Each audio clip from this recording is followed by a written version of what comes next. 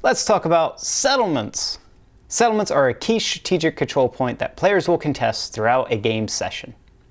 Similar to war camps, settlements can serve as a source of unit deployment, gold generation, provisioning of HP, supplies, and restocked members, and provides defensive combat capabilities. What makes settlements so critically important is that they are used to achieve one of the 3 victory conditions. The first settlement to reach level 6 immediately awards its protecting player the victory, ending the game.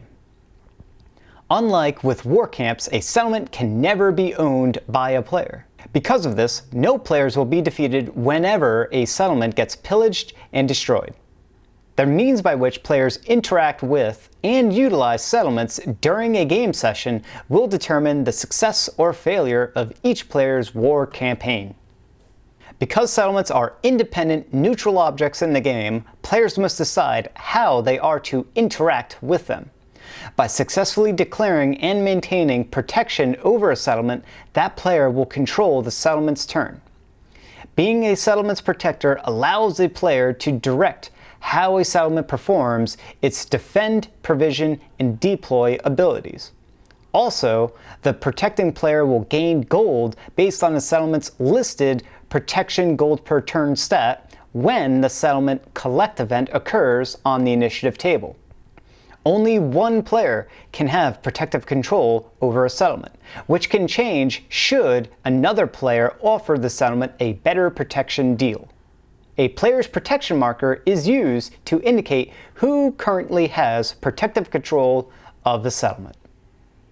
It is also possible for players to declare war on a settlement by assaulting it. When going to war with a settlement, that player places their war banner beside the settlement's initiative table growth and level slot. While a settlement is under assault, it will not be able to grow. The settlement will also become hostile and defend itself against any player that is at war with it. If the settlement is pillaged, the assaulting player will be rewarded with a large sum of gold and war tokens based on the settlement's current level. Lower level settlements will be destroyed and removed from the game when pillaged, while higher level settlements will be disabled for a couple of rounds until it resettles at a lower level. Going to war with settlements can be an effective strategy for compromising a player's plan of victory, reducing their war fund income while also gaining a substantial amount of resources upon successful pillage. Making the decision to either protect a settlement or assault it should not be taken lightly. These decisions will test the ideology of all units within your army. If you make a decision that is against your unit's ideological alignment of law or chaos, that unit will lose 1 loyalty. Conversely, making a decision that supports your unit's ideological alignment earns their respect. That unit will gain 1 loyalty. Law units favor a decision to protect a settlement, while chaos units favor assault. As to a player's neutral units, their less dogmatic nature allows the flexibility to both protect and assault without risking loss of their loyalty, although you won't gain their favor towards either decision. Each game will have a number of settlement tiles spread across the battle map, based on the total number of players plus 1. As mentioned in the initial game setup, settlement tiles must be placed 7 or more spaces apart from each other on the battle map. Each settlement will have a unique ID label, that of S1, S2, S3, etc., to correlate each tile on the battle map to their initiative ID piece. Like with war camps, each settlement will take their respective turns according to the order specified on the initiative table, just after units and just prior to war camps. Although settlements have and can perform abilities during their turn, their abilities are performed in the indicated order: first defend, second provision, third deploy. Aside from automatically defending itself, the other abilities of a settlement will only be performed when the settlement is under protective control by a player. When performing defend, settlements ignore terrain occupation effects. Settlements do not have reference cards. Accumulation of damage and resource tokens for settlements is placed on each settlement's respective initiative table row slot, that of defensive points, war banner or protection ID, growth and level columns. All settlements start at level 1 but can grow, having their level increase during gameplay. Settlements also have borders, which function the same as war camps. Settlement abilities can only target and interact with units that are within their borders, or the borders of settlements overlap with that of a war camp. A settlement's borders includes the ground and sky terrain directly above it. Unlike with units and war camps, settlements cannot move or be moved. The settlement's central square tile also functions the same as a plains terrain with a road enhancement. A settlement's central square also blocks war camp movement onto its space. Settlements utilize the same defensive points health system as war camps. This means that settlements have no defensive stats, that of vulnerabilities, immunities, or resistances, and accumulate damage from any damage type, life and death damage included. Settlements also have no attributes other than being a settlement. Listed within the player guide's settlement details, players will find the various settlement stats associated with each level of a settlement. Each of these stat icons represent a settlement stat and their corresponding value. When referencing a stat, players will need to first identify the level of the settlement. As settlements gain levels, most of their respective stats will increase, along with updates to some of their unique abilities. Regarding max DP or defense points, settlements have a maximum amount of defense points listed as max DP. The value of max DP indicates the amount of damage that a settlement will need to accumulate in order to be pillaged. A settlement must be repaired in order to reduce or remove any amount of accumulated damage. Settlements will repair themselves and recover an amount of HP for elite and warlord units based on its current recovery rate stat value. Whenever a settlement performs provision to rest an elite or warlord unit, or the settlement repair event occurs, the settlement's current recovery rate is going to be used to determine the amount of damage that is to be reduced. Repair event occurs when the CTI moves onto its space on the initiative table. Any space on the battle map that is within the settlement's listed border size stat value is considered inside of the settlement's borders. A settlement's borders includes both the ground and sky terrain. All spaces within a settlement's borders are available for targeting by that settlement's abilities. All units are valid targets of a settlement if they are within that settlement's borders. If the borders of a settlement overlap with a war camp's borders, then they can target and attack each other. Additionally, there are other abilities within the game which reference borders as part of their effect.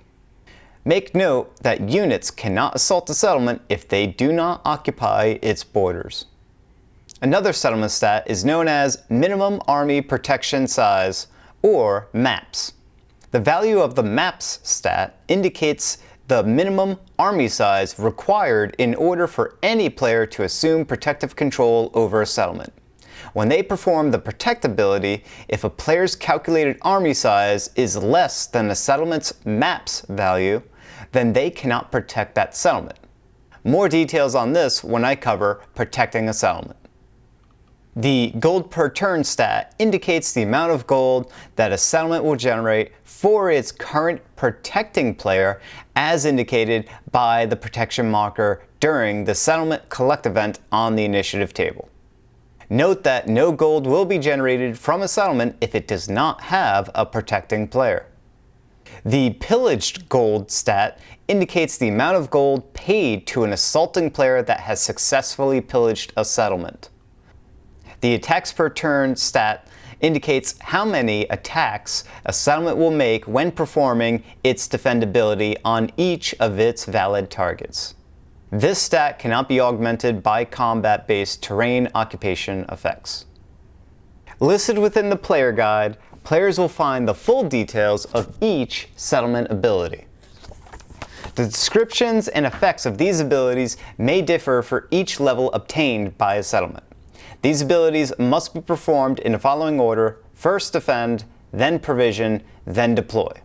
And we'll cover each of these right now. Defend is a during turn ability and reads as follows: attack up to X targets within borders, deals Y damage types. Valid targets are units in war camps. The value of X starts at 1 and increases at various levels. The value of Y is based on the settlement's current level, which increases the number of damage types.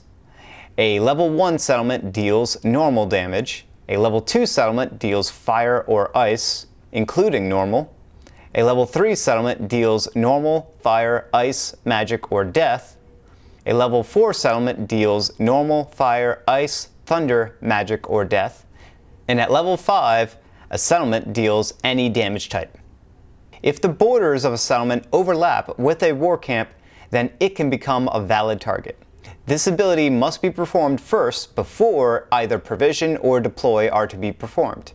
This ability must be performed regardless of whether the settlement is under protective control by a player if there are one or more hostile targets within borders. More details on defending a settlement later on.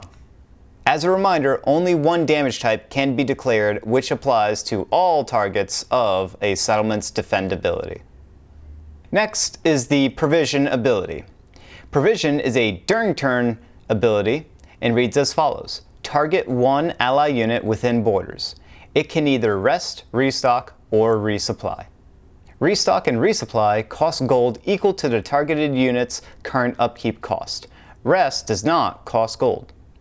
Only squad units can be restocked. Only squad and elite units can be resupplied, i.e. those that have supply using abilities. Only warlord and elite units can be rested. This ability can only be performed by the settlement's protecting player and is performed after defend or before deploy. The final ability of settlements is deploy.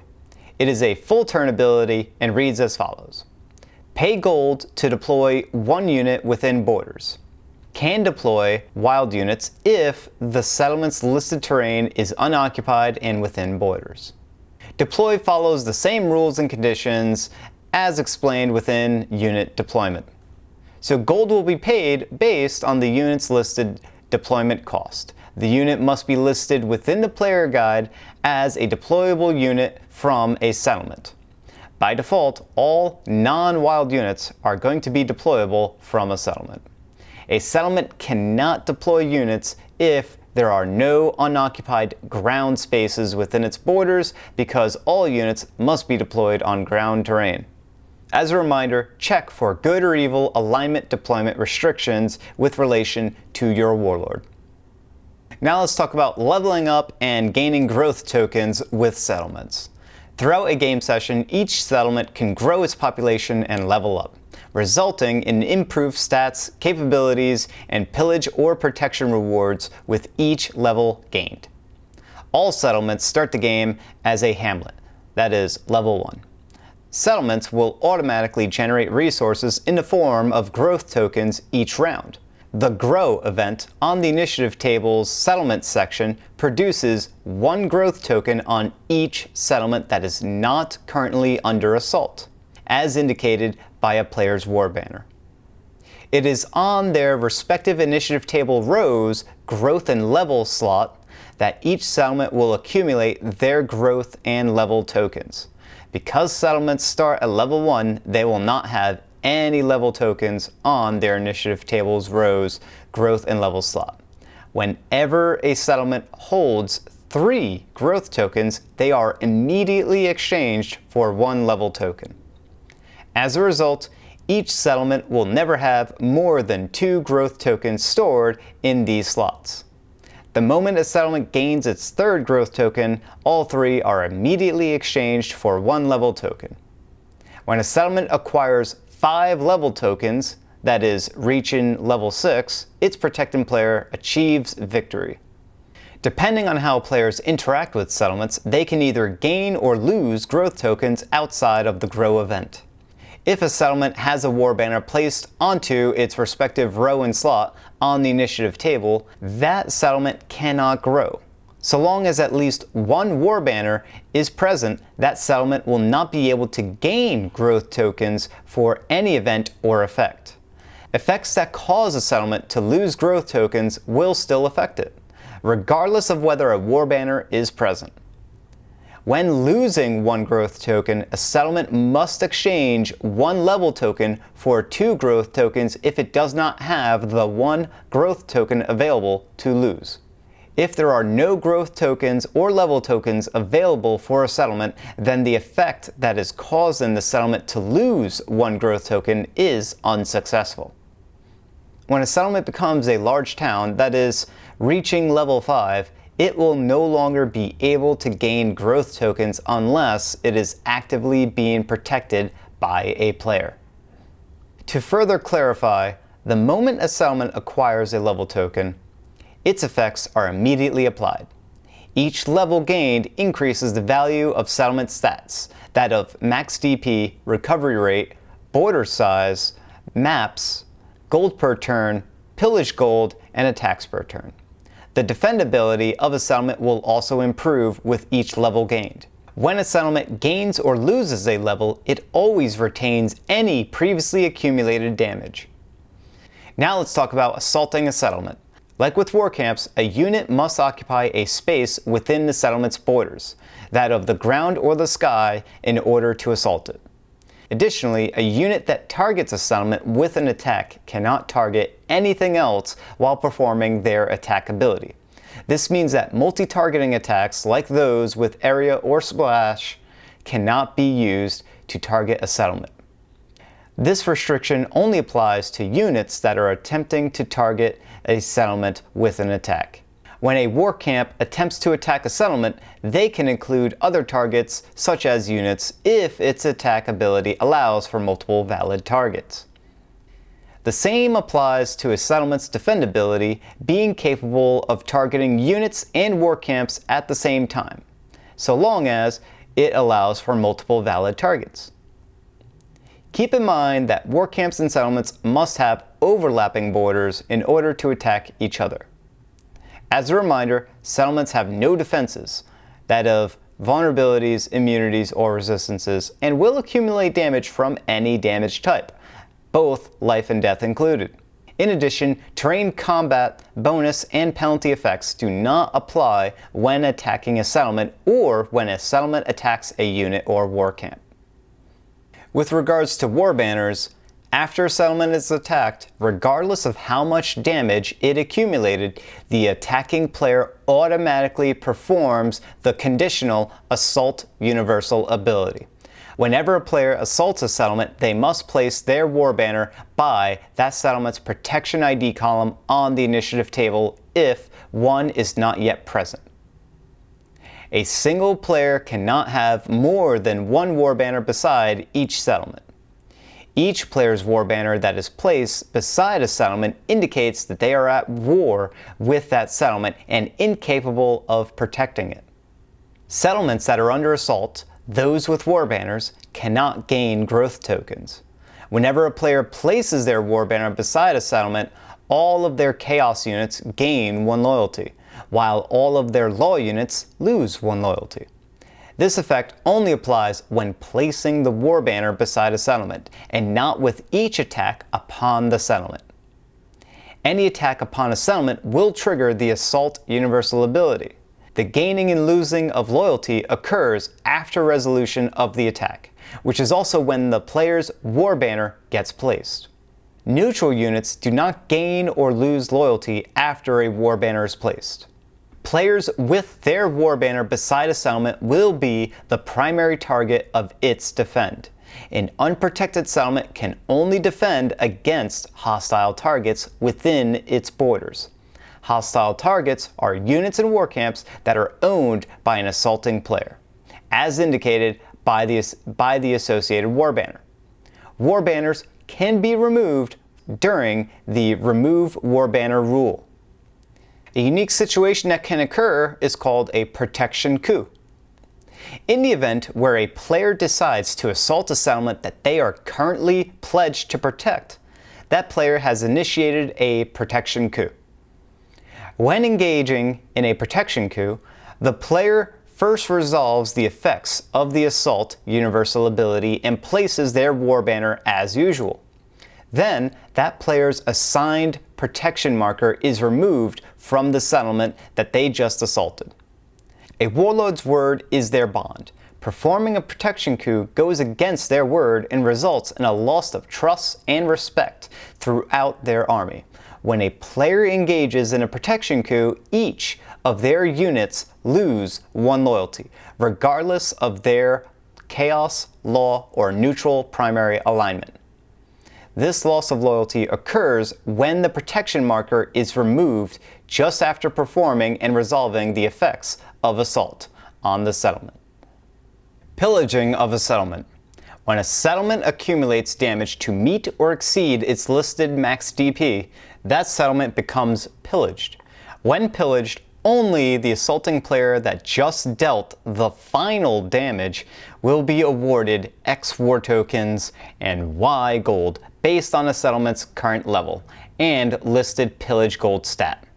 Additionally, level 1 and level 2 settlements are destroyed and removed from the game. When a level 3 or higher settlement is pillaged, it instead goes through a process called resettling. Regardless of the settlement's level, all Warbanners, protection markers, and accumulated damage should be removed from that settlement's initiative table row when it is pillaged. When destroyed and removed from the game, the settlement's battle map tile space becomes a plains terrain with no road enhancement. The player guide fully details the effects of pillaging a settlement for each respective level. Resettling a settlement. Starting at level 3, a pillaged settlement will resettle as a smaller settlement that is 2 levels lower. When a settlement is to be resettled instead of destroyed, its battle map tile and initiative table pieces are flipped to their respective pillage side. After these pieces are flipped, take 2 level tokens from that settlement's initiative table growth and level column slot and place these tokens onto its flipped initiative table ID piece. As long as a settlement is flipped, displaying its pillage side, it is in a resettling state. It takes 2 game rounds for a pillaged settlement to be resettled. During this time of being resettled, the settlement cannot be targeted, assaulted, or protected. A resettling settlement's turn is skipped by the current turn indicator. It therefore does not take a turn or perform any abilities. During the Grow event, 1 level token is removed from a resettling settlement's initiative ID piece instead of that settlement generating 1 growth token. When the last level token is removed from a resettling settlement, both of its game pieces can be flipped back to their normal settlement sides. The settlement has completed its resettling process and can be interacted with as normal. The battle map tile of a resettling settlement is still usable as a road and continues to block war camp movement. Protecting a settlement. A settlement will always grant protective control to whomever provides a bigger calculated army size, but favors those who garrison their troops within that settlement's borders. To protect a settlement, a player must have a unit occupy that settlement's borders and perform the universal protect ability. The player's calculated army size must meet or exceed the settlement's listed maps stat, that of minimum army protection size. If the settlement already has a protective controller, then this calculated army size must also exceed the calculated army size of the settlement's protective controller in order to steal protective control from them. If successful, any existing protection marker associated with that settlement is removed. Then, the player with the higher calculated army size places their protection marker onto the settlement's associated protection ID column slot on the initiative table. They are now the settlement's protective controller and can indicate how each of the settlement's abilities are to be performed during its turn. A settlement's protective controller also gains gold based on the settlement's listed gold per turn stat during the settlement collect event. Players cannot perform protect on a settlement that they are already protecting. Players cannot protect a settlement that they are assaulting, those with their warbanner beside it. Protective control is not lost if your army size is reduced to less than the settlement's maps stat. The settlement's maps stat is only checked when performing the protect ability. The army size of your units that remain within the borders of a settlement that you have protective control are going to be doubled should another player attempt to steal protective control from you. More details on how stealing protective control is handled later on. As a settlement's protector, you control its defendability. As a reminder, the first player to have protective control of a settlement when it reaches level 6 will win the game. Let's talk about protection markers. After a player places their protection marker beside a settlement's protection ID column on the initiative table, their chaos units will lose 1 loyalty, but their law units will gain 1 loyalty. No loyalty change occurs for any neutral units. The gaining and losing of loyalty occurs after resolution of the protect ability when the player's protection marker gets placed. A single player cannot have more than 1 protection marker beside each settlement. Each player's protection marker that is placed beside a settlement indicates that they are its protective controller. A player cannot revoke their protection marker unless they conduct a protection coup. As a reminder, upon reaching level 5, a settlement cannot gain any growth tokens unless it is being protected and not under assault of any other player. Now let's discuss stealing protective control.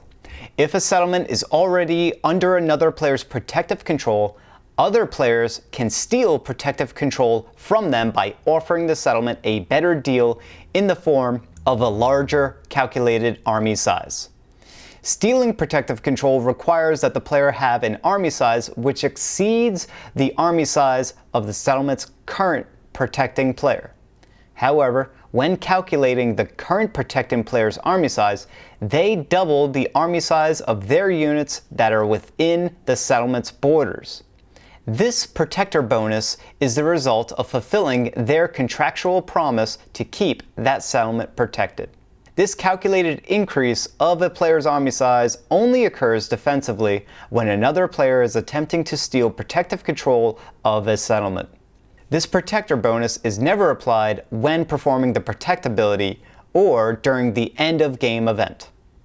As a reminder, when a player calculates their army size, it is the sum of each of their units' individual army sizes. By default, Warlord and Elite units will have an army size of 1. A squad unit will have an army size determined by its current remaining members. Some special case rules need to be considered when defending a settlement. When a settlement is under assault by any 1 or more player, during its turn it must attack any hostile units that are within its borders. An unprotected settlement will automatically defend itself. The responsibility of how the unprotected settlement defends itself gets shared by all players that are not actively assaulting it. These players can only prioritize hostile units and not those belonging to players who are not actively assaulting that settlement. In the case where all players are assaulting the same settlement, only those without occupying units or war camps can determine the targets of the defendability for that settlement. If players cannot come to a consensus on how the settlement is to defend itself, then the player with the smallest army size gets to decide. In the rare case of a tie for smallest army size, then the higher numbered player, that of player 6, will get to decide. Hostile targets are going to be units and war camps that belong to players that are at war with a settlement as indicated by their associated war banner on the initiative table. Otherwise, a settlement's protecting player gets to control its defendability.